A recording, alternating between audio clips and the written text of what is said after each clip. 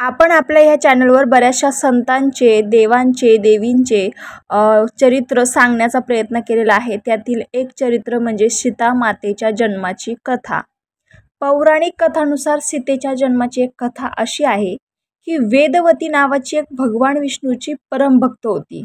भगवान विष्णूवर तिचे अत्यंत प्रेम जोडल्याने त्यांची पत्नी होण्याची दृढ इच्छा तिने मनात बाळगली होती। त्यांना प्रसन्न करण्यासाठी तिने एका अरण्यात घनघोर तपस्या सुरू केली। एक दिवस रावण असा जंगलात फेरफटका मारण्यासाठी निघाला।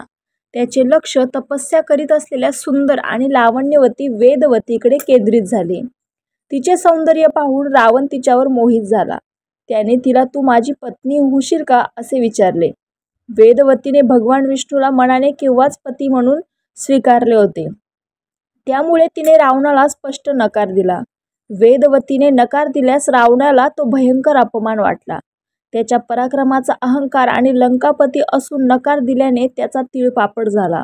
शेवटी जबरदस्तीने रावणाने तिचा हात धरला। रावण अतिप्रसंग करीत आहे हे तिच्या लक्षात आले। तिने रावणाला तू माझ्या मार्गात येऊ नकोस असे सांगितले। याचा रावणावर तिळमात्रही परिणाम झाला नाही। शेवटी वेदवती रागाने एखाद्या निखाऱ्यासारखी लालबुंद झाली व ती रावणाला म्हणाली, मी पुढील जन्मी तुझी मुलगी म्हणून जन्म घेईन आणि तुझ्या मृत्यूचे कारण बनेल। एवढे बोलणं लालबुंद झालेली वेदवती क्षणार्धात भस्म झाली। कालांतराने मंदोदरी गर्भवती होते। रावणाला खूप आनंद होतो। नंतर मंदोदरी बाळंत होते आणि तिला कन्यारत्न झाल्याची बातमी रावणाला समजते। त्याच वेळेस आकाशवाणी होते, ही पुत्री तुझ्या मरणाचं कारण बनेल। रावणाला लगेच वेदवतीच्या शापाची आठवण होते। रावण त्या कन्येला आपल्या दास्याकडून मंदोदरीच्या इच्छेविरुद्ध दूर जाऊन समुद्रात फेकून देतो। वरुण देवतेला समजते की ही कन्या साक्षात लक्ष्मी आहे, त्यामुळे समुद्र देवता पृथ्वी मातेला विनंती करते की ह्या कन्येला आपल्या कवेत सामावून घ्या। त्यानुसार पृथ्वी माता तिला आपल्या उदरात सामावून घेते। ती पृथ्वी माता म्हणजेच मिथिला नगरीतील एक शेत असतं।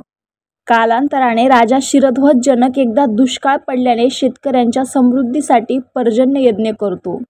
त्या यज्ञाची सांगता म्हणून राजाला स्वतः नांगर चालवावा लागतो।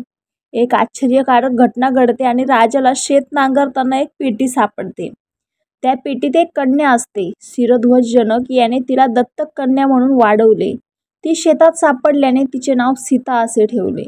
पूर्व तपस्येनुसार उपवर झालेला हिचा विवाह स्वयंवर पद्धतीने इक्ष्वाकू कुळातील सूर्यवंशी राजपुत्र प्रभू रामचंद्र यांच्याशी झाला। हीच होती सीतामातेची कथा। अशाच नवनवीन कथा आणि धार्मिक व्हिडिओ बघण्यासाठी माझ्या चॅनलला नक्की सबस्क्राईब करा। रामकृष्ण हरी।